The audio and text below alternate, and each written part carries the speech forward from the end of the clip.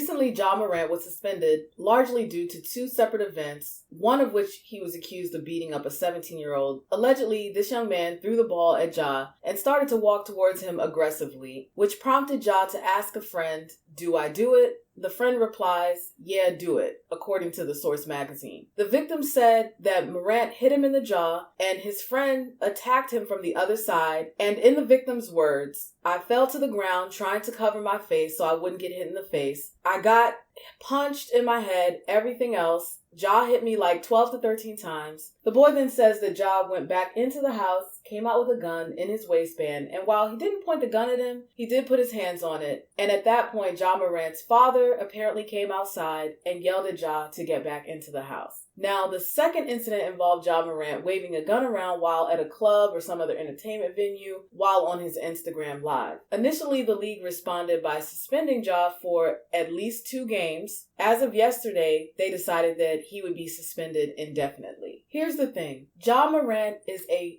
very talented basketball player who has an amazing future ahead of him and a lot of personal and professional opportunity down the line. He is a young man coming of age under very unique circumstances, but not so unique that there is not a blueprint from the past for both failure and success. The thing about the world that we live in today is that it is very easy to know the mistakes of other people because of the internet. It's never a good idea for professional athletes to carry weapons. Now, Paul Pierce pointed out that he started carrying a weapon after he was stabbed. I'm going to address this. No one, and I mean no one, should walk through the world with blinders on, especially someone who has so much to lose. I am not naive to the fact that there are people who are preying on folks that have money, power, wealth, and access. And this can be exacerbated by the fact that these are young Black men, but there is a way to secure what you have, protect what you have without running the risk that you jeopardize everything that you work so hard to get. It would be an entirely different situation if Ja Morant was in his home, laying in his bed,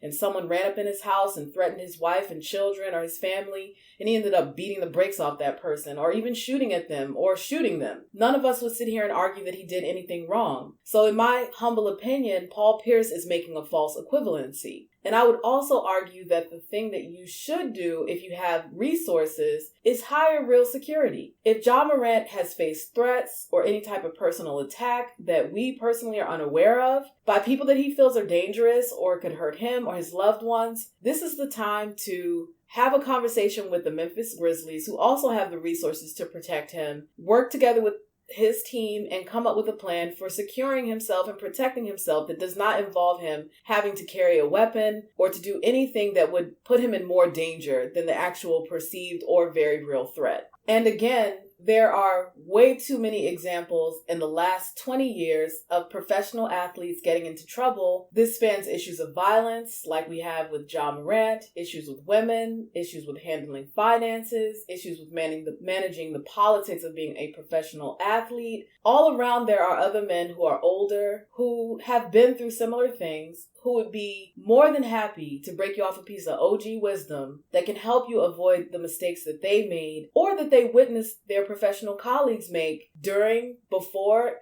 and after playing the game of basketball or some other sport, because this is not specific to the NBA.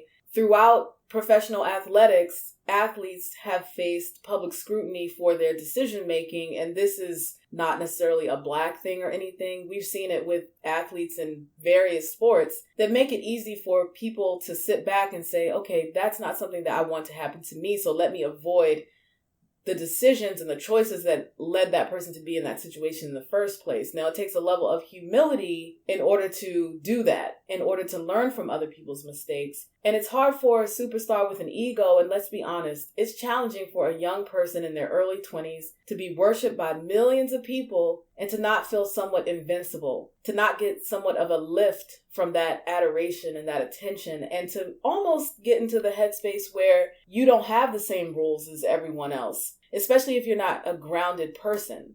Now, most of us will go through life never having to deal with what it means to have people look up to you in that way and that have that number of children and adults just follow your every move. And it's undeniable that athletes face a level of scrutiny and they have a magnifying glass on their life that is probably extremely stressful and anxiety inducing. And it's not entirely fair. And I'm not going to sit here and pretend like these athletes are not facing a unique set of challenges that most of us will never understand because we'll never live that life. But wisdom is wisdom. Common sense is common sense. Good sense is good sense. And the reason why Ja Morant asked his friend, do I do it? Is because he knew that he shouldn't do it in the first place. He knew he shouldn't have done it. If you have to ask someone, do I do it? Probably shouldn't do it. If this person was attacking him in his own home, he wouldn't have stopped and asked someone, do I do it? He would have just went ahead, handled his business to protect himself, his daughter, his loved ones. And no one would question that because they know you're under attack and you have to protect yourself. But in this case, he was dealing with a 17-year-old who probably had some combination of both admiration and envy.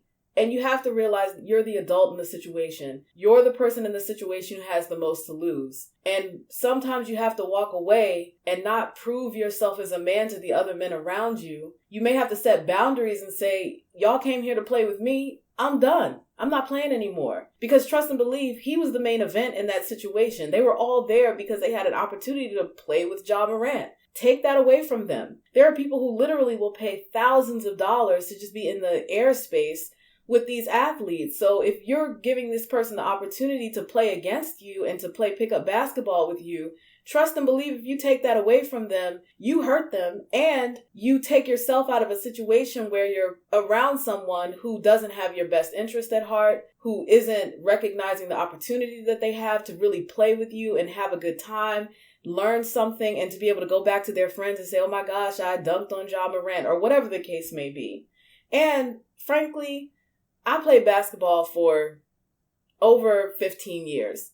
And let me just say this. Everybody at some point or another gets the ball thrown at their head. It's not as bad as baseball. Think about that. Those guys sometimes have balls coming at their head that are traveling way faster than a basketball could ever travel through the air. So it's not that I'm saying that it's not an aggressive act, but it's common and it's not meriting the reaction that Ja and his friend had. So I personally hope that this experience is enough of a wake-up call because Ja has so much to lose. He has so much in front of him, professionally and personally. He has a chance to build a level of generational wealth for his daughter and any future children that's unrivaled by so many other professional opportunities.